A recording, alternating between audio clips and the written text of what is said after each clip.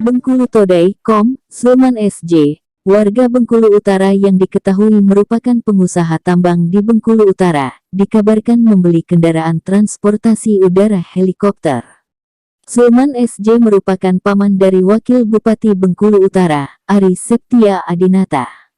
Helikopter tersebut, menurut keterangan keluarga Zulman SJ, Rabu, tanggal 18 Mei tahun 2022 lalu, dibeli dengan harga 2,5 juta rupiah dolar atau sekitar 45 miliar rupiah melalui proses inden, demikian dikutip dari Fakta Klik.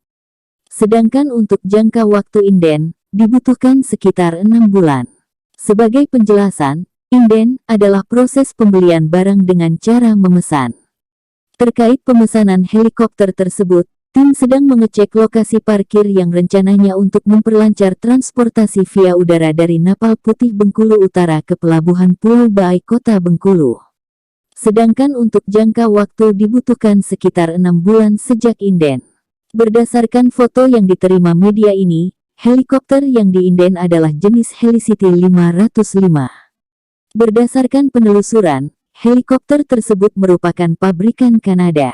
Masih menurut keterangan keluarga Zulman yang menolak disebutkan namanya, Zulman belum lama ini juga mengeluarkan zakat sebesar 6 miliar rupiah kepada 37.000 warga Bengkulu Utara.